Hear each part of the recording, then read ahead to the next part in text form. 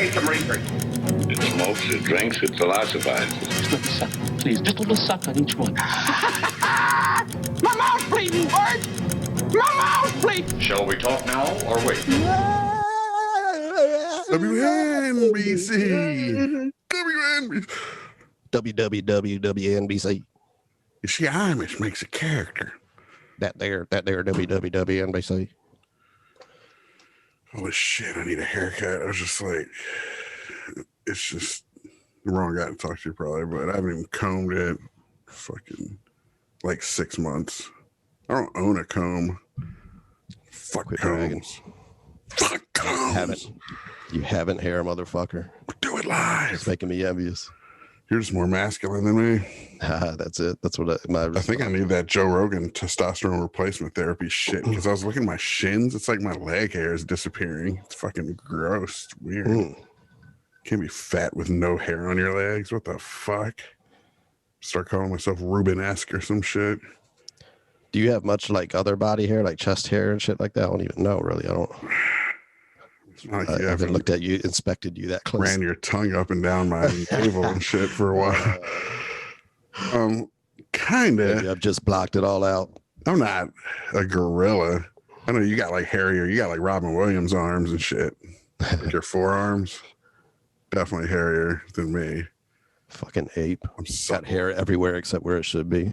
I got this patchy ass beard. Fucking shitty genetics. This chick told me she knew, or her boyfriend, previous boyfriend, had a really hairy chest with like a hole in the middle, and on his back it was like a patch exactly the same spot and size of the hole. So I remember a stepdad had just like a tuft between his shoulder blades. I was mesmerized by as a kid. Like, what the fuck? Is that a nipple hair? It's did it disgusting. Get lost? It's like the kid at the museum on the field trip who wanders off and gets lost and shit. That's a tuft of hair on his back. Speaking of kids wandering off and getting lost, what was it? I was saying Happy Chinese New Year, but what about kids wandering off and getting lost? Well, one of the movies we're here to talk about is fucking Megan is Missing. Oh, I didn't realize this was the. Yeah, I watched them, bro. Oh, okay. Oh, you thought this was just a normal random one? Yeah. No, okay. Dude. This is Death to Smoochy and Megan is Missing double feature.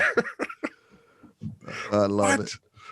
All right, let me bring that shit up then. I had some notes, I think. I Not mean, many at all. We could do a random one if you prefer. It doesn't matter. Talk about this Mandalorian. This will probably turn shit into a random one. Yeah, I was prepared to talk about that. That was something. I mean, we can in this anyway if we run thin, but I made a comment on Facebook and it ended up with like 200 comments on it and shit. It's so ridiculous. People care. It's so ridiculous. I know I said in that, I was like, I'm stepping out of this shit. I'll save it for the podcast. It's not just me. It's like all these different pocket arguments between people and shit. It's hilarious. I'll definitely love to get into that, but such strong feelings about the stupid shit fucking Gina Carano of all people posts. Know, like, it's so random. What do you care what she says about anything? That's what's so crazy to me. Everyone's giving each other's every tweet so much weight and shit. They're just farts in the wind. Who cares? Yeah, and corporations too. Like, this is all about them firing her because of these tweets. I was thinking about this, like, we have laws, right? Things are, illegal. If you do them, we have consequences for that. Why should corporations even involve themselves in anything beyond that? Like, if you do something illegal, the courts will handle it. Otherwise, I don't give a fuck what you do.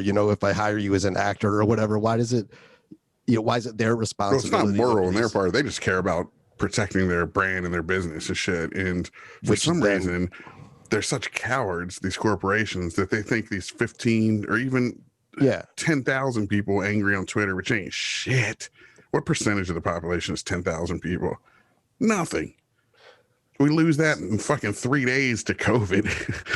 But I mean, no one gives. They give them so much power too that these corporations bow down to this. Exactly. That's what I'm saying. The corporations could just take a stance where they're just like, whatever. We're not doing anything. It's not our issue to deal with. It's they could distance themselves. In other words. The funny thing is, just the CEOs and shareholders of these corporations agree with all the shit she tweeted. Right. That's probably a big part of it, I think, especially Disney, Lucasfilm, etc. Which is hilarious. Yeah. I mean, most of them are probably conservatives. The CEOs, the shareholders. Not a lot of these people though, like the Kathleen Kennedys and shit out there. Well, All those. That's true, I guess. People, or they secretly are. Scenario. Well, the scripts flip too, because like, being big Howard stands from back in the day, he was always getting the same cancel culture shit, but from the conservatives. Now it's flip. The liberals are the ones and the conservatives are all preaching free speech and you should be able to say what you want. Everything. It's like they used to be. It was the Christian conservatives. Tipper Gore, wife of Al Gore. Yeah. Liberal, quote unquote it's liberal. Just fucking squares on every side, I guess. This is something our boy Ryan Jackson, who's coming on Saturday, sorry about his favorite movie, he brought up Chameleon Street, he said none of this shit, none of these people, because everyone talks about the left in cancel culture. He's like, it's not the left. It's, for the most part, most of those people are like centrists, Democrat types, rank and file, stupid ass. They're not progressive left. But I was like, what it really is it's the radical social left or something. You know what I mean? They're left on social issues, but not necessarily on policy. It's not the people who want socialism and shit necessarily that call for cancel culture. It's more like the Tipper Gores. It's like the Democrats and shit. Like your preference of economic system, for example, it doesn't necessarily have anything to do with your sensitivity. He said, let's call them what they are, cultural authoritarians. And I was like, boom. That's the term. Stop using left, right for any of this shit. Cultural authoritarians. Each topic has its own spectrum, and it doesn't necessarily mean one's left or one's right in every case. Yeah. Right. So you can't even talk about cancel culture though without it, like everything else, getting pulled into this fucking quicksand of left-right bullshit, and only people on the right get canceled, and which they say the other part of this whole the other part of this whole conversation is exactly what was said, because I've read a couple of her tweets and I knew this was going for a while too. They didn't like certain things she had said. She said she's conservative. She says what all conservative people say. The straw that broke the camel's back was her essentially saying that people expressing their opinion, basically what happened to her, was akin to what happened in Nazi Germany. People being which is absurd. It is absurd. That's the other thing I was going to say though. That's absurd in and of itself, but also to take action on those words. It's not like she was talking about like wholesale, like we need to slaughter this group of people or anything like that. It's this They're saying she's an anti-Semite for comparing her persecution to the persecution of the Jews. But like, how does that make you anti-Semitic? It's just a bad metaphor. Yeah, people need to stop using fucking analogies and metaphors, man. That seems to be a big part of the problem all the time. It's I also saw Pedro Pascal, who is a liberal, on the same show, posted, and it was mistakenly, he posted like an image of what he thought was the kids, the American cages. Cages, and against it was a Nazi concentration camp, right? Same thing almost. And he didn't get fired, which is a whole thing in and of itself as to like preferential treatment, but whatever, he's the star of it and shit. And they're all behind masks and replaceable and shit. Who gives a fuck? Right. I mean, shit. I see pictures of her with masks off and shit, but still. Yeah. Well, a lot of people are like, she's her character isn't one anyway. Who cares? It's like, that's not the point. That's not the point at all. Yeah. And to have so many people, buddies of ours, Mike Moore and all these kind of dudes, liberal types, progressives, who are like, her freedom of speech isn't being impinged upon, and she probably signed a contract that had stipulations about what she could say or not say on social media and all this, kind of defending it all. And I'm like, I don't give a fuck about her. Or any victim. I care. What grosses me out is that the compulsion of the public to go after someone for a dumb tweet. Right. I don't care who it is or what the circumstance is. It's just everybody shut the fuck up. Right. And the knee-jerk reaction to like firing someone or something because of that. Yeah, it's just it's such a crazy system. Do we all really want to operate in that system? It's eggshells. We grew up with very arbitrary. Shit. Walking with eggshells. All you got to do on social media is shut the fuck up. And that's why I was like, I'll take this to the podcast where I can actually think out loud instead of everything I write down is like some declarative statement. This is how I believe and shit. When you say anything on Twitter or whatever, you can't just say, that's one reason I'm just thinking out loud. That's one reason I tend to not use that method. Right. I get it for sure. Because you're like putting a stake in the ground, sort of. This is my stance, and it shouldn't be, but that's how everyone takes organic. Yeah, for sure. And it's like these, like you're firing across the bow at each other. You're flying past each other more. Whereas in this, it's more organic. Exactly. And kind of like, well, hold up. Well, act like you still have to go like first write it with a quill and then go print it with a Gutenberg press and shit. And like you put that much, like you stand behind this shit. Right. It's like, no, I went send. Like this isn't some propaganda that I manufactured and shit in a basement somewhere and I'm coming out with some statement manifesto. Like, no, it's just all people thinking out loud. But we're fucking assassinating each other over thinking out loud. It's crazy. And my other issue with the cancel culture shit is all the people doing it would not survive the scrutiny themselves in almost all cases. So that's what I'm worried about too, is like not just for myself, but in general. Does anyone out there in the world want to be operating that way, where the one wrong move they get fired from their job or whatever, especially if it has nothing to do with your job, It's lame. And just that she's a anti-Semite and just shut the fuck up. You don't know. She might be. I don't fucking know, but I don't think so. I don't get that impression. I got the impression she's inarticulate and not the smartest person and has political ideas I don't agree with. Like she's anti-mask and shit, whatever. I don't give a fuck. Like, I think it's a problem in society, but get fired over it. Like if ever we're going to fire all the anti-maskers, it's like all the small businesses you're trying to protect are gone because half of them are the anti-maskers. And where does the anti-Semite idea, like the idea that she is an anti-Semite, stem from? If it's that one tweet we were just talking about, it's insane. Her stance is anti-censorship, basically her stance is like anti-othering people. She's saying what you're doing is you're othering people of different political persuasion, just like the Jews were othered. But it's like not just like, that's what's stupid about it, but exactly. That's the problem with analogies and shit. Like you don't need just say you're against cancel culture like that. Right. Not to say she shouldn't, or against, othering, I guess, But at the same time, making a bad one or whatever, come on, people. It shouldn't, have these consequences either. Have a discussion about prongs to this whole. Take it to your podcast, take it to your Twitter feed, or even go to her Twitter feed and correct her or whatever. But this off with their head shit is sickening to me, dude. It's scary. And not just as someone who says provocative shit because I think out loud and I have a different kind of mind. You and I both don't think like conventional people do. So we're bound to step in shit. I don't give a fuck personally. No, that's what she should have done. But again, that's the whole, when you go work for Disney. Exactly. Fuck Disney. You're exposed to that. Yeah. You're cancelable. So gross. What a stupid system. Man. Think of the old days. I bet. Oh, sorry. Go ahead. Well, I was just going to say the anti-Semite thing again. Like normally an anti-Semite is someone who, I mean, the worst extreme is they want to kill all Jews and shit, right? That exists, in the Muslim world, the Nazis, etc. And then there are lesser degrees where they say Jews run the world and they're cheap and they're, whatever, those sorts of stereotypes and things. She said nothing of that kind at all. So where does the anti-Semite notion come from? Terrence Malloy posted another screen capture from her Twitter of that famous shot of the one Nazi dude who's standing like this while everybody's fucking picture.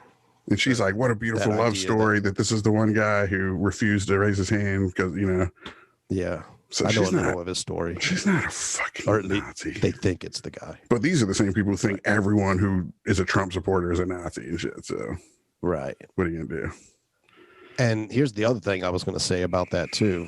There being this spectrum, like let's say someone they do stereotype, like a company that makes movies and they cast someone as an actor and shit. Should they even be concerned with that person's opinions at all? No. That's kind of where I'm getting at. They should just hire them for their acting capabilities. I mean, you got the Clint Eastwoods and you got the Randy Quaid's and all, whatever. You got all these. Randy Quaid, I'll drink to that. Fucking well, you know how he is. He's like kind of like he's insane. Yeah, exactly. I'm just saying, like, hire anyone. Fuck it. Who cares what they think? Is my point. Like, how does that affect whether they can play the part or not? Exactly. That's what corporate position should be like, we Now, if you said death to Jews, then yeah, you know what I'm saying? Of like that course. extreme. I'm just saying, though, if it's someone who just has these weird, like unpopular opinions and, you know, they might be, you know, on the far, you know, conservative or liberal extreme, like she is, you know, I mean, not even that far on the extreme. Man. Well, now you got this Joss Whedon shit going on too, which I don't know all the stories, and a lot of the women don't even want to tell the story. Marilyn Manson's another one. The Joss Whedon one, though, it seems like he was Mean Girls or some shit. Like he called a pregnant chick fat, right? Like, you know what I mean? Like this shit now gets you canceled. Like being a mean girl, exactly. Like it's like, dude, he creates the whole show not to give a pass for being a dick. Because look, we make shit without being dicks, right? There's no reason to be a dick. Yeah, it's funny. I find myself reaction to dicks now is like off with their head. It's just crazy. Like go get off with their head to the billionaires. I find myself defending behavior that I even find kind of deplorable myself. Right. You know, the reaction to it's so unfortunate, crazy. Right?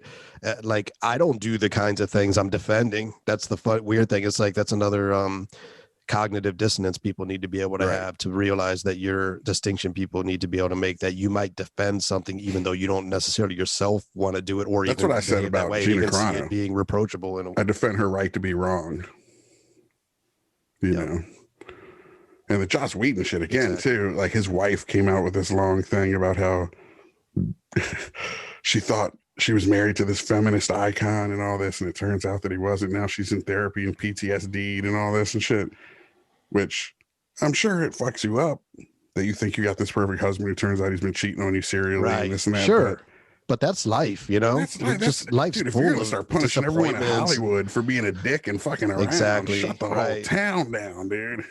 I mean, I don't think, like we said, people shouldn't be dicks. I don't want people to be dicks, but people shouldn't be dicks. You also shouldn't, you know, destroy their careers because they are either. You know, they should be allowed to exist. You know, it's unfortunate, but you know, and it kind of probably makes the world more interesting. You know, that there are dicks out there, especially when it comes. Sometimes it seems like dicks make better art. I was gonna say, like nice guys don't make.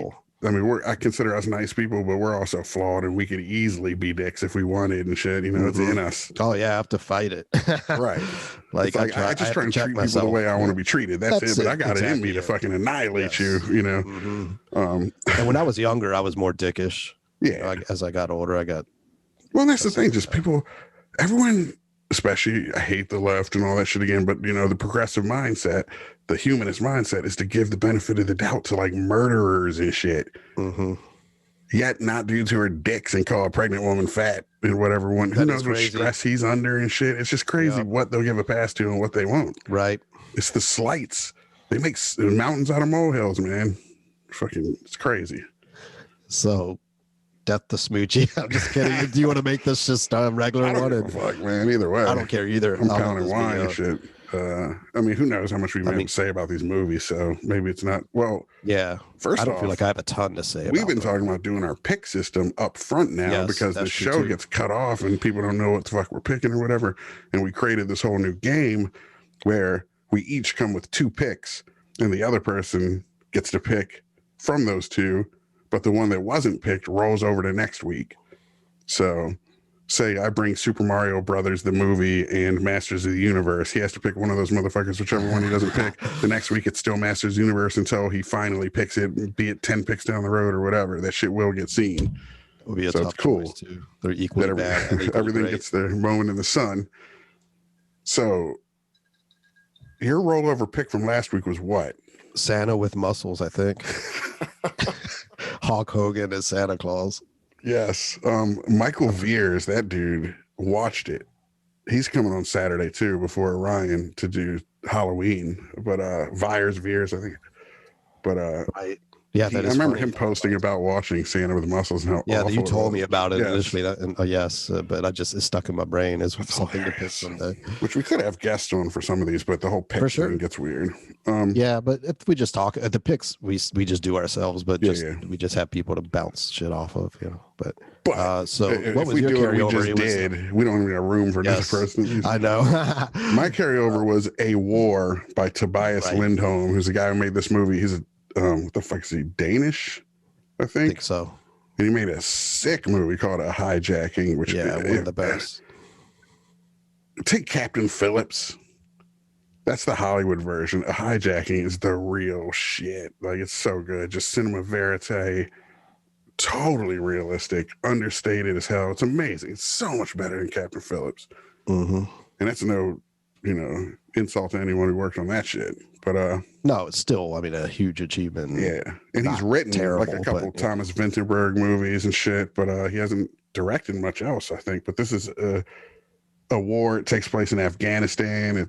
Something about the soldier in Afghanistan and his family having shit going on back home, but it's supposedly fucking amazing.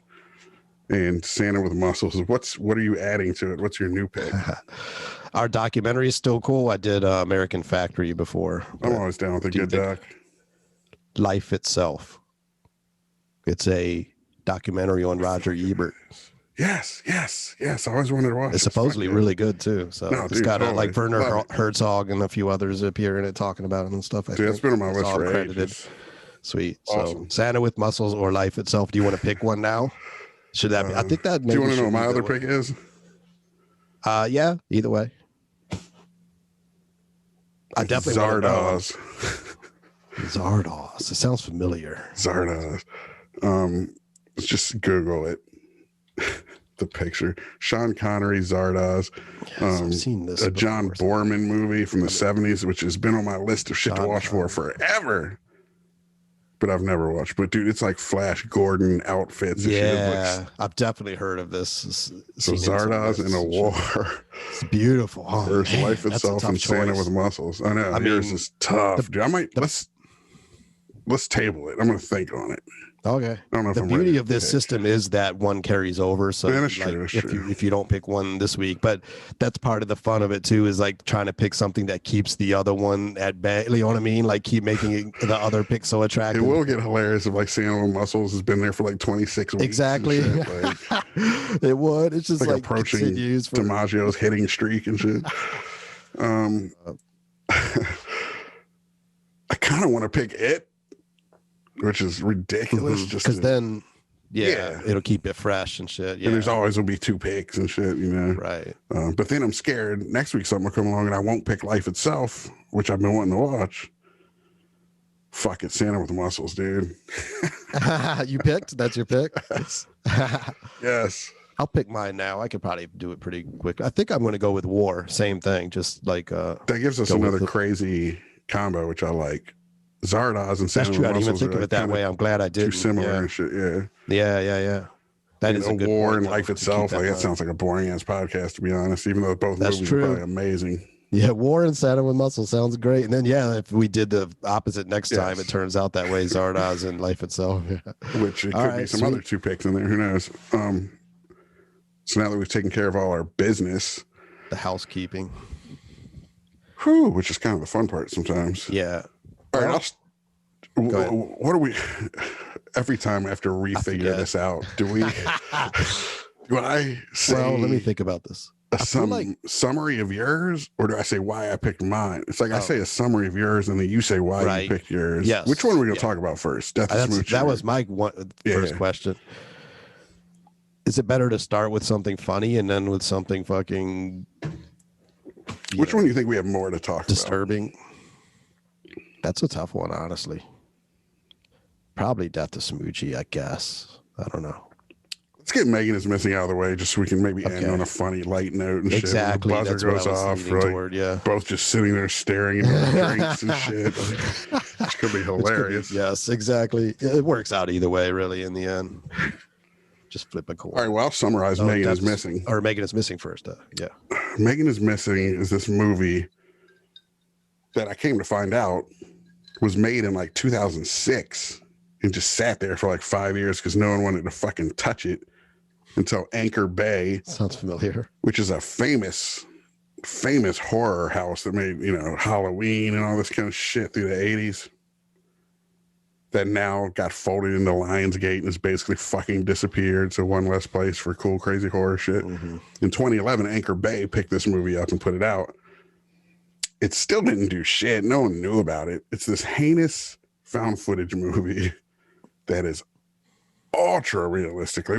We call Cactus Jack a found footage movie, but it's like shot by artistically by this documentarian character and shit. This is literally just kids with cell phones recording stupid ass teenagers, preteens and shit almost even. And one of them gets abducted by some dude on the internet and disappears, and there's a few weeks of that, and then her best friend goes disappearing too, and we find out, kind of like spoilers, you know, The Vanishing, what happened to her friend. The Vanishing, by the way, fucking spoilers, all-timer. Shit. Top 10 maybe for me, ever. Yes, the European one especially. Yes, yeah, no, that Jeff Bridges shit. It's interesting to watch, but probably the worst movie Jeff Bridges ever been in. Probably. My least favorite performance of his. It was weird. Just miscast. And Kiefer Sutherland. Otherwise, he's amazing. But they should have swapped. Yes, I know. Kiefer Sutherland should have been the dick, and Jeff Bridges is the guy. I feel like that's how they were going to cast it, but Bridges wanted to play the bad guy or some weird shit. You know how that happens. Yeah. Anyway, so then the last 15, 20 minutes of Megan is Missing is the guy filming what he did to these girls, and is the worst shit you've ever seen. Everyone who's bitching about Cactus Jack, watch this and shut the fuck up, because there's nothing in our movie that's nearly as bad as anything that happens in the last 10 minutes of this. I recently watched a Serbian film too, you know, especially with Jack coming out, because, well, I'll go ahead and explain why I picked this, which has to do with Jack, because, you know, our film Cactus Jack, because in, you know, other movies are referenced often in reviews of Cactus Jack. Man Bites Dog is one of them, of course, a Serbian film. Yeah, Salo, 120 Days of Sodom, which I haven't seen either. So I hadn't seen any of these, and Megan is Missing is one that was referenced. And someone specifically said, I have not felt this uncomfortable in a movie since Megan is Missing. Yes. So I was like, okay, I got to see this now, you know? I mean, I love disturbing shit, man. I mean, not because I get off on it, but just because like being discomforted, I guess, or, you know, put in a place of discomfort is stimulating in a way. I mean, I guess. Yeah, it's visceral. It's making your hair on the back of your neck, right? Your skin crawl, and your stomach churn and shit. It's like, I appreciate that it's in fiction in the form of something that it is voyeuristic, and that I'm not experiencing it personally. But the thing is, the subject matter of Megan is Missing is real. Like, this shit happens all the time. It's based on a true story. Yes. Not a specific one. It was more based. No, there's a specific one in Oregon. Really? Because I thought I read that they specifically said it wasn't a. Well, I read a thing that talked about this case in Oregon of this dude who had abducted these two girls, and they found them buried in blue barrels and shit. So I don't know. Which, spoiler alert. Yeah. Well, any of our shit is. Yeah. Right. Of course. You know what, though? What you were just talking about is like the bedrock of catharsis. That's what it's all about. We experience it through fiction, through story, through theater, through whatever, so that we expurgate the demons of it, essentially, to a degree. You know what I mean? Yes. You watch war movies, and your men are more prepared to go to war or to process the war they came home from, etc. You know? I feel like this movie, as fucked up as it is, and it blew up to the tune of, it's been seen like 83 million times since November, just a few months ago, because it blew up on TikTok all of a sudden. But I was about to say, I feel like it should be shown in fucking schools, even though it's the worst thing ever. I feel like it should scare every teen. If I got a teenage daughter, if anything, it's a cautionary tale, right? This is one. Because again, yeah, exactly. That's what this really, I did just Google it. It says, I think it's kind of gray area, but does it tell a real story? No. While Goy based his film on real life child abductions, Megan is Missing is itself not a real story or based on one specific tale. Yeah, like, but I think it's saying like it isn't Megan. Yeah, exactly. So it's, I think maybe, it's a little in but there is a case that's supposedly pretty much this. Okay. But that's what I had read, that that maybe say that it wasn't based on something, a real actual, like, real people and shit, you know. But yeah, I'm sure it draws. And that, man, when I saw that blue barrel in the basement, I knew what was coming. Oh, man. Yeah.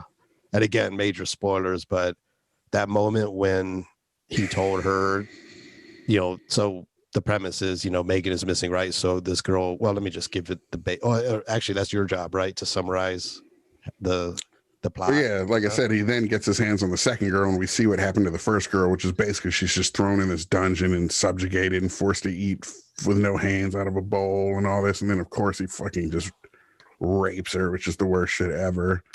It might have been, I think it was more uncomfortable for me than Irreversible, that scene, a similar scene. And that was already, like it even seemed. First off, the distance. Irreversible was way down a hall. He purposefully like distanced us. We're like a person who starts to walk into the stairwell and sees 50 feet away this thing happening. And we kind of linger there like, should I go turn back? I'm not going to go walk down there and shit. There's that kind of weird uneasiness. This shit, he like puts the camera right in her face. And it's the fact that it's a found footage. It's the guy filming it himself, what he's doing. It's just so gross, dude. That to me, like 8mm tried to access that. Found footage. Serbian film tried to access that. But I don't think, oh shit. Do you hear me? Yeah. I just got a thing saying my internet dropped, but it still seems good. But those films try to access something that like a phenomenon of the fact that like a real footage is disturbing as fuck if it's presented as real footage, Now with this movie, I don't think if I didn't know whether it was fiction or nonfiction upon first watching, I would know right away it was fiction because just of the acting. Bad acting and shit. Yeah, I think it didn't convince me, like it didn't give me the feeling that it really felt it felt real enough that it fooled me in that sense until the end. At that point, it actually was more. It was, I think, just the acting really. That was the thing. That girl specifically, though, is very kind of lifeless early on. Yep. And I was like, man, they got a flat actress for this. And I started thinking about it. I'm like, there are some just shy girls who just seem which girl are you talking about? Megan or Amy? I think her name was the other girl. Yeah. Amy, I felt was actually pretty good. She seemed convincing. I think it was Megan more. And then her acting, and some of the other actors. Amy was the one. Oh, she was still great. Alive at the end. She's the one you actually. That was kind of an interesting turn because it says Megan is missing in the title. Exactly. And she does go missing first, but you actually experience it through Amy, and you're like, what happened to Megan? You still didn't even know. But when you see that blue barrel, you got to guess, you got an idea. And then it opens. Yeah. When suspicion's confirmed. So the killer guy, I forget what his name. Josh was what he called himself. He said his name wasn't even Josh, but she kept calling him that and shit anyway. But he told her that he was going to go ahead and release her, but she had to get in this barrel so she can't see where he's taking her and stuff. And you just know. And he just takes the lid off, and it shows Megan's body in there, and it's horrific. That was like one of the 2 worst, months old body. Yeah, her eyes just open and shit. It's just fucking. And then he makes her get in the barrel with her. Disturbing dead bodies I've ever seen in a movie. And he makes her get in it and buries her alive. And in the end, it's this extended sequence of him just shoveling and her begging. Dude, it's like 5 minutes of just him shoveling. Yeah, and her changing tactics of trying to sweet talk him and then begging and shit. Oh my God. It's awful. It's like it's so effective though. I gotta give it props. I got it. Especially the end, man. Like it really ratcheted way up at the end. Yeah. A couple other details I'll throw out too before we run out of time. We had a lot of time, but don't worry. This guy Josh, I mean, because so we have more time for Smoochy and shit. But this Josh guy at first he just seems to be this guy on the internet, and I mean, like the first thing, of course, is like these dumb bitches for like talking to this guy who has no camera, and like dumb bitches, of course, being stupid, abused 14-year-old girls. Exactly, and shit, for sure. No, I'm just. You know what it reminded me of? Well, the first half kind of worked for me still, in the same way that I've described that movie 13 as one of the great modern horror movies. No, it's not a horror movie, but it is. Just the thought of having teenage girl. I think Stephen King even said it was like one of the great horror movies. It's do you remember that movie with Evan Rachel Wood speaking of Marilyn Manson and just these two girls running around at 13 and fucking around with boys and just drugs the shit they get up to. They're secretly it's scary, dude. Where I was going with that is that I think most girls like that are already savvy enough to be like, if this dude's not going to show me, like, if you know that Maybe. I don't know, maybe they are that. I feel like there ain't nothing dumber on the planet than like a 14-year-old girl, dude, who's It just boy seems crazy. like so suspect that, oh yeah, my camera's broken, my dog ate it. He literally said, I think, you know. Thinking this chicks by, dude. True. Maybe I'm giving them too much credit. And, you know, not, of course not. See, this is the thing. It's always like some smart woman with agency who takes offense to it, just showing how much egocentric she is and shit. Like you're saying women have no agency and they're all stupid and they'll buy hook, line, and sinker. It's like, no. But dumbass 14-year-old girls, yes. Most of them. I mean, you get your blossoms and shit who are too smart, but yeah, these ones from broken homes and shit. Ugh. I bought it.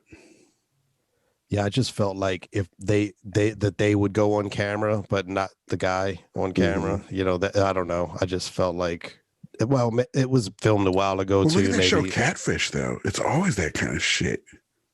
My camera's broken, this and that. It's always some excuse, and motherfuckers always fall for it. You know, in those catfishing schemes. Do they go on video with the person not on video, or is it more just like sharing pictures? I've seen a couple episodes over audio like and stuff, like because they show pictures. So I stand by my thing about them being dumb. Then yeah, he did send pictures.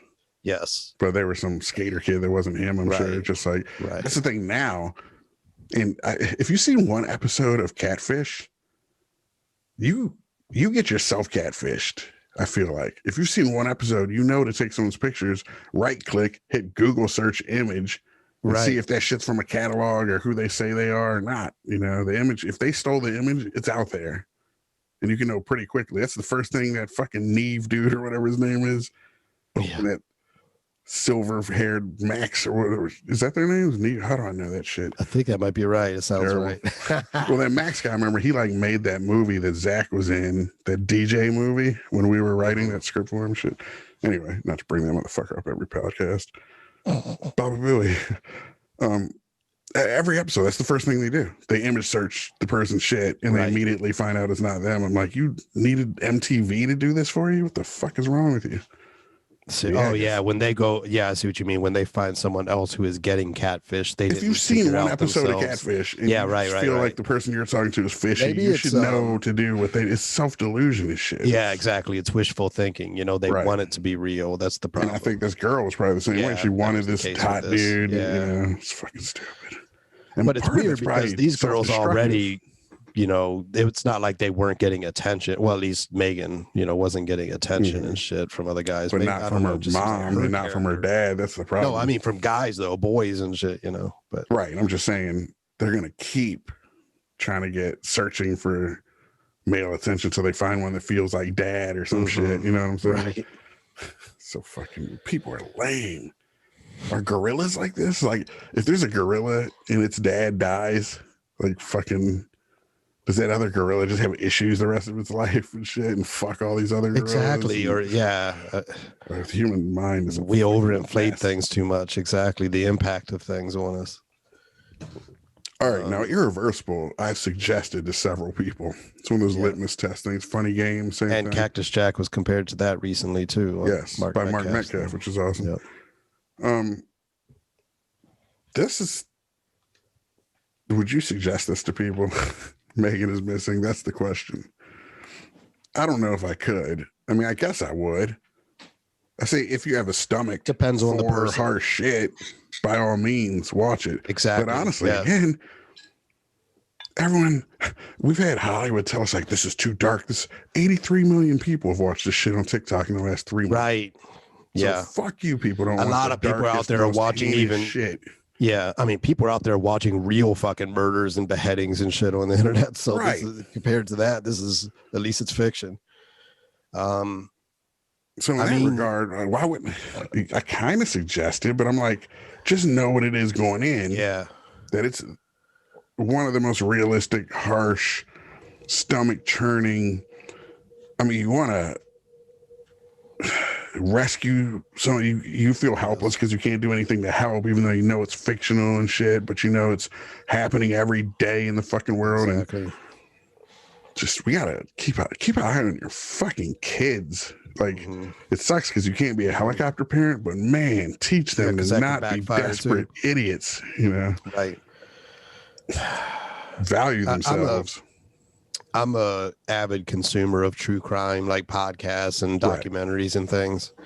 And every time, especially, I have a special sore spot for people who are captured and held prisoner, especially if they're like tied down. Yeah, that's shit, one you of know? that's possibly It's the like worst. human nature, you know, like, yeah, just the idea of that happening to yourself is just so fucking gut wrenching.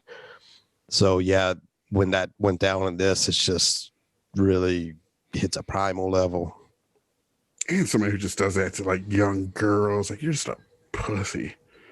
Yep. This dude who wants to, like, if you want to dominate something, see, at least like fighters, that's some shit. Like, I want to dominate the alpha. I want to dominate the baddest motherfucker you put in front of me. Not, I'm going to find a 14-year-old girl and dominate him and shit. You fucking loser. Die. It's about the most disgusting thing imaginable. Truly is. Like most other forms of murder, or at least somewhat driven by, you know, either just acts of passion, you know, domestic situation. Not that they're excusable. I'm just saying, compared to this, though, this particular form of, you know, it's just vile. The fact that we have that in us, that it's so, and there's a lot of dudes out there, man. There's a lot of these motherfuckers. Look at those To Catch a Predator shits. You know what I mean? Who knows where that was headed? Each of those, if they had a fucking blue barrel in their future and shit. Because a lot of it's covering your tracks. Fucking humans are disgusting. It's kind of like that Louis C.K. joke and shit. Which, like, sorry, the pedophile has to kill the kid and shit because the way society treats, you know what I mean? If you could just return them and say, like, here he is, you know, and there's not all these repercussions, you probably have more that survive because, I know it's awful. But since you can't return I don't know what you do with that information, but you put them in a blue barrel and bury them and shit. Right. God, I was going to say the other reference point for that particular thing is being buried alive. Edgar Allan Poe. That would, like, when I was a teenager or whatever, reading Poe, that was one of the things that really got me, was being buried alive. That whole idea of, and this, just spoilers. That's happened. That's one reason it's so great. Yes, yeah. I mean, all of us should just. They shouldn't have blown that, but what's that? Well, in a podcast where you say you should go watch this movie and then blow it.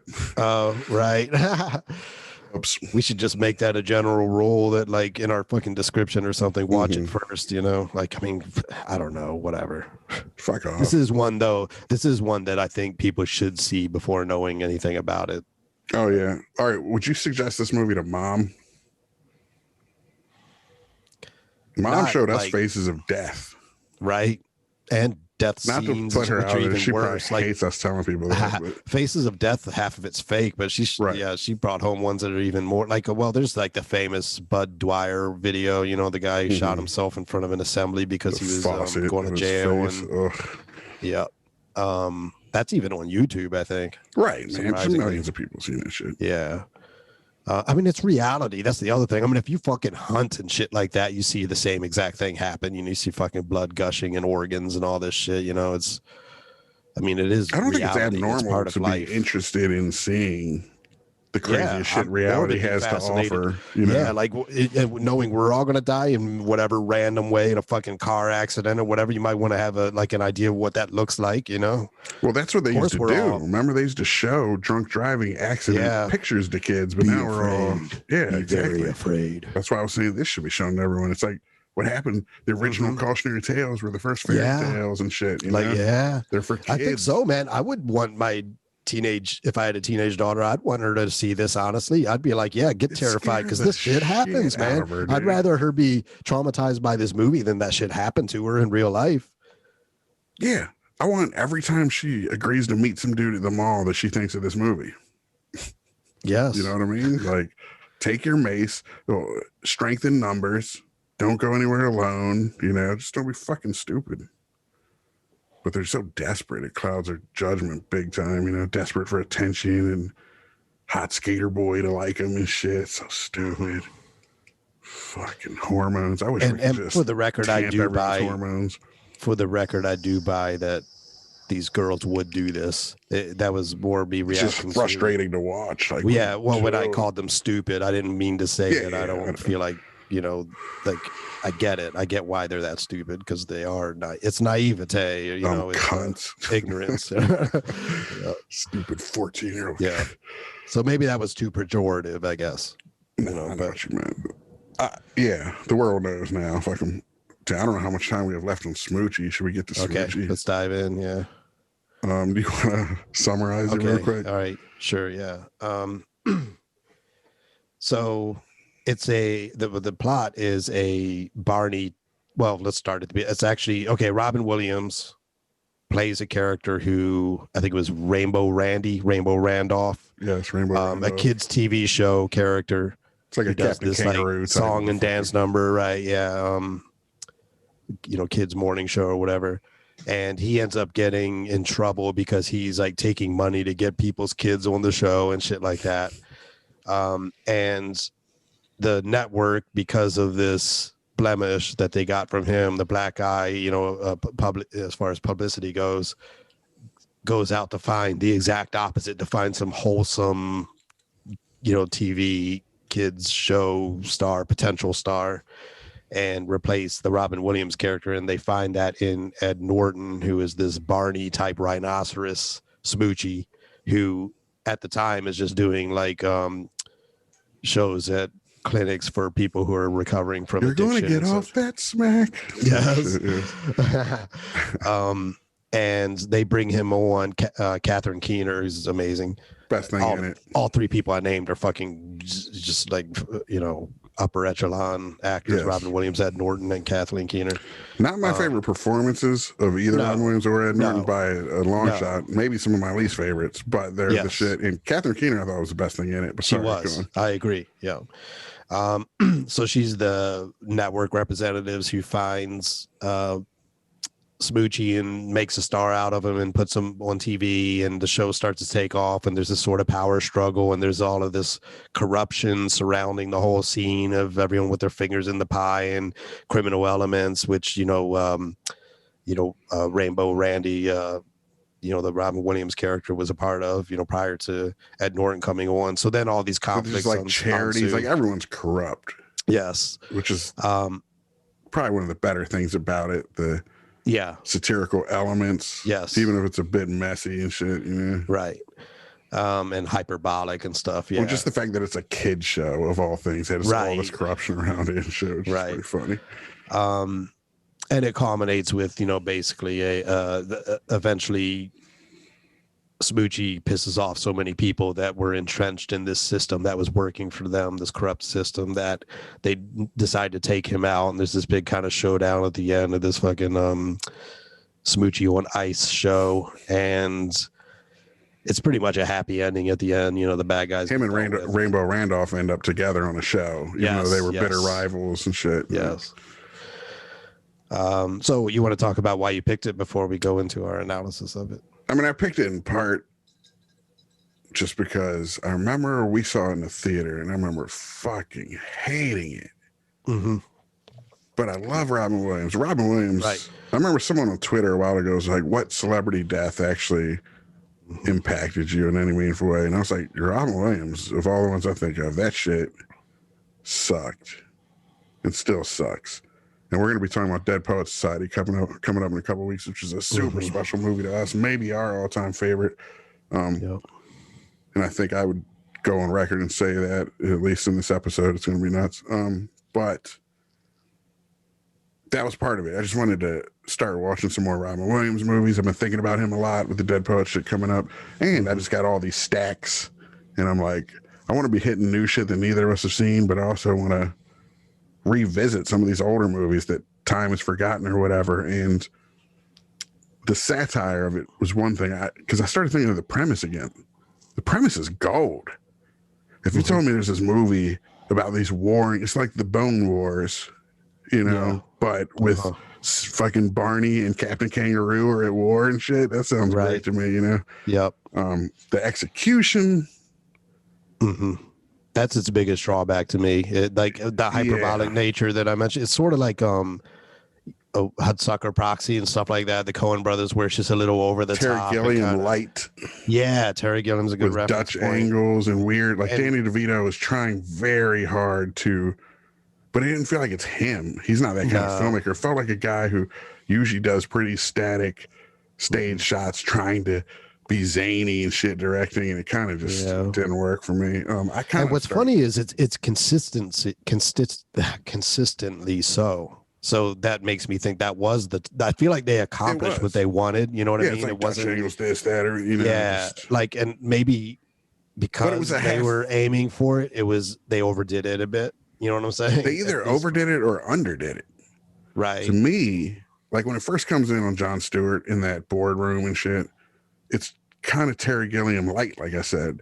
It would have been better to just shoot it straight. Going straight. But if you're going to do that shit, off the rails, get up in his face. Right. They did a pretty good amount of that. But yeah, you're right. Maybe it wasn't consistent enough in terms of it just felt others forced and half. It's like somebody trying to employ that style when it's not their style, which is fun. You tried to do it. It's cool, whatever. But honestly, we talk about Tobias Lindholm and a hijacking and a war. That's the version of this I want. Yes, exactly. I want the straight up assassination of Richard Nixon or fucking killing them softly version of this. Where what would this really look like if it were to go down? You don't need to go zany because the premise is batshit enough. Play it straight. I think part of what we hated about it when we first saw it too, because I hated it less the second viewing than I did the first time. And the first time we were straight off of, I don't know what their very last like American History X, but American History X and Robin Williams being, so vaunted by us and stuff. And then for this to be the follow up. Yeah. I mean, Smoochy is the exact opposite of the American History X dude, at least the way, he started at the beginning of American History X, like this hardcore, which is great in terms of Norton's range. I appreciated his range in this as far as I have an alternate universe casting for this movie that I think works way better. Okay. Did you think about that at all? Who you would cast if you were casting anybody differently? No. I felt like Robin Williams it might be my least favorite Robin Williams performance as far as it was just kind of arch and all that. I started thinking because it's arch like that, on that front, Jim Carrey in that role, just batshit fucking kids over the top, Well, it's funny because I almost felt the soul of Ed Norton was better for Rainbow Randy and the soul of Robin Williams was better for Smoochy, but their age wise it wouldn't work. You know what I'm saying? Because Rainbow Randy was supposed to be on his way out almost. Kind of he's been around a while and all that. I was picturing for Rainbow Randy. There's two people. Tobey Maguire would have been great. And Matt Damon would have been hilarious to me for some reason. Just his face in that shit and just playing kind of like what do you mean type naive fucking the wholesomeness. Because this would be that era Matt Damon too, young. I don't know. Which he is in Damon definitely has a bit of edge. So I'm not saying that he as a person is necessarily not at all. But he could play that wholesome type. But yeah, he could. Yes, it'd be interesting to watch. Like The Informant, that kind of weird. Who was the other one you said? Tobey Maguire. That's what okay. Yeah. Pretty interesting. Yeah. Now the Jim Carrey of it is more broad, which is leaning into what I thought the problem of the movie was. So. Maybe, I don't know. Maybe the Rainbow Randolph character was just kind of gross too, dude. He was, which I was like, kids. There is something about like Captain Kangaroo himself. Like I remember, I don't know if this is true. I don't think it is, but I remember as a kid hearing that he was like, got in trouble for molesting kids or something like that. Or that there was at least rumors of it and shit like that. Why do you even get into that racket? Right. Kids, man. But I don't. Again, I have no idea to the veracity of that. I haven't looked it up or anything, and I don't think it's true. But I get where that rumor might come from. Some joke Granny or Mom made. Right. Throw some weird shit at us like that. But my point is, I could get where that would come from because it is sort of like that. Like you almost got to suspect someone who. I don't think you got to, but I'm just saying like there is an instinct to be like, I don't know about this guy. He's a little too much into kids and shit, and like it's just Dude, John C. Reilly is him or some shit. Shit, that would be great. But then there's like Fred Rogers, Mr. Rogers, who I don't doubt at all. Like he seems like a truly like good person through and through, and had the right intentions and everything. I could be wrong, but you know, I don't think so. I get the feeling he Mr. really Rogers was. seemed way more the type to get molested than to molest anyone. Right, exactly. Yeah. Even in adulthood, some priests molest him and shit. He's so meek. Yep. Here's the thing about the Robin Williams thing. I felt, and this is Danny DeVito's issue, honestly. This is on the director, because we all know from Awakenings and fucking 1 Hour Photo and Insomnia and shit, Robin Williams can play it straight, fucking Good Will Hunting, that the off-camera shit was so broad and over the top, and when he would get mad at the TV and when he would do this, you know, all of it was just over the top. None of the performances felt like real people. I love him acting like that when the camera's on, but as soon as the camera went off, I don't know, it just felt. Yeah, no, I get you. Yeah, like, I mean, that was the majority of his appearance in the movie, his just, screen time, and it was. I know. Yeah, it didn't feel true, man. Yeah, it was just like, not only in terms of, like you said, the style of the directing, it felt like them trying to emulate something that really wasn't, you know, genuine, and like some kind of madcap, crazy, zany thing. But it's like, no. Which can be fine. I mean, you know, that can exist, but it's never going to hit that note that you could be. That premise, if you played it straight, could be amazing to me. I mean, like an all-time great movie, because it's just like, what if you networked the Barney scene and shit? You know what I mean? Like you gave it the network treatment or quiz show or something. You know, it could be fucking awesome. Yes. The more zany something is, like behind the scenes on a game show, you don't play the behind the scenes on a game show all crazy like a game show. You play it straight, man. I don't know. That's just how I would have done it. It's all. I mean, Danny DeVito hopefully made the movie he wanted to make. That's all you ever think about as a filmmaker. It's like Cactus Jack again. Say what you want about it, motherfuckers. We made what we wanted to make. You know. Yeah. Make your own shit. Exactly. I can kind of see how you might get sort of ensorcelled or whatever to want to like make something like this, like to get kind of caught up in it, like when you think of like Schumacher's Batman and shit like that, like they just get into it. Kind of reminds me of that in a way, like how it is just so zany and caricaturish and stuff like that. Like I can see how people would get sort of caught up in that, but I feel like it's usually the wrong move, you know, even though that even might be what you're trying to achieve, but it can never achieve the greatness of and that shit is risky. It's like a tightrope walk tonally. Yes, exactly. Like, look at Fisher King. Fisher King expertly walks that tightrope with a couple moments in it, you know what I mean? Coen Brothers, Miller's Crossing has that fat lady singing that kind of tonally for a moment brings you out of it and shit. Yeah, but this was like the fat lady singing through the whole movie time. Almost. Yeah, exactly. That's what I'm saying. It's like they wobble across this tightrope the whole time instead of having a couple wobbles, you know, which is kind of unfortunate. But I mean, I don't know that I'd suggest it to people. You got to watch Death to Smoochy, man. You know, right? No way I would. So I'd recommend Megan is Missing over it, and but not because I think it was great, but more like you said, because it's a cautionary tale. It might actually have a public service sort of element to it, and also just because it is sort of unique, you know, and it definitely affects you like a lot more. Like it gets you at the core of your being. Thinking about that shit, dude. You might think about it the rest of your life, especially if you're a girl. I still keep seeing that shit in the barrel, man. Yeah, well, those first pictures with the fucking Marilyn Manson shit.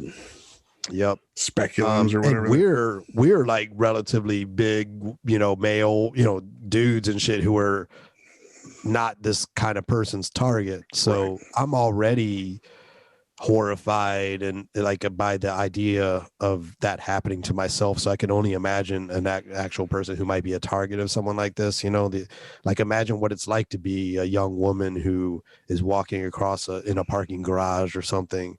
You know, we're both very empathic people, and that's partly why we're writers, and what we do when we write is to imagine being other people. And I do that all the time. I imagine what, like, you know, Louis C.K. has a bit on that too. Like, women are fucking nuts for getting in a car with some stranger, you know, to go on a date, like a normal date, you know? Any chick it is crazy that I had barely known, I was like, you're nuts. Yeah, what are you doing? Right? Not to think like, ooh, I could snap your neck right now if I went in or some shit. But No, just like, more from their perspective. Yeah, exactly. I don't know if I'd fucking but it's evolutionary biology, man. And it's really unfortunate. I mean, that's a mild way to put it, but it's just fucking tragic, I'll say. Yeah, that is a reality in the world, that now people like you and I, who are good, decent people, who, you know, everyone else has that you know, these speak for yourself. But you know, that people feel like they have to be on guard because there are creeps out there, and then all of us who aren't creeps, you know, have to, you know, contend with that you know, the entire, it's like it could be a beautiful fucking world, but you know, all these fucking weirdos screw it all up for everyone else, you know.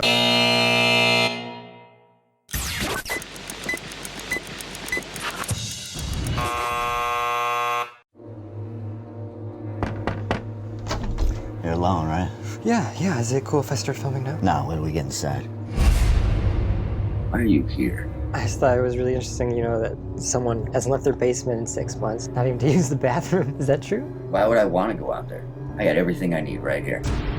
That's what's wrong with most people. They're weak-willed pussies and parasites who buy into that whole "it takes a village" bullshit. You know how many aliases I've used calling into radio shows? I've had it up to my goddamn gills with the systematic feminization of this country. Of course we want you. Get your own damn show if you think you got that much to say. You live in your mom's basement. Get down! Fuck you! What's so special about my loser son? You really do hate your own mother. She's a woman. Why wouldn't I? You know, there's some disconnect there, and if I could find it, what is hate? Where does it come from? Where does it go? You want to know what gender you are? Reach down the front of your fucking pants. Shoot fucking kite. Black Lives Matter. Do you call horses slaves? Liberal fucktard. Enough with the parades and the rainbow flags. Dude, this guy's... it's like pure hate, man. I want to see something really fucking cool.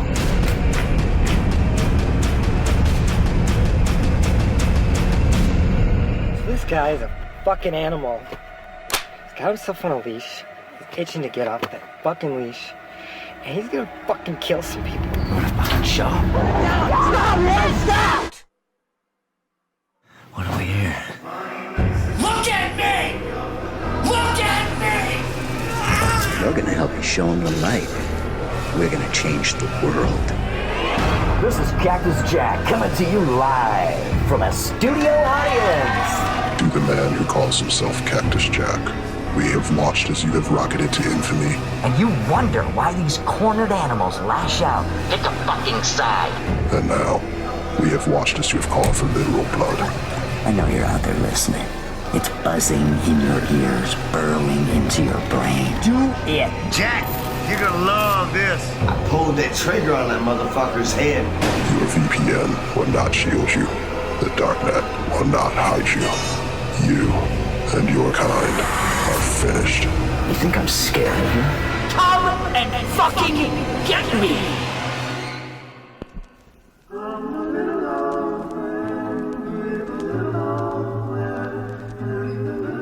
Might I be your neighbor? Neighbor?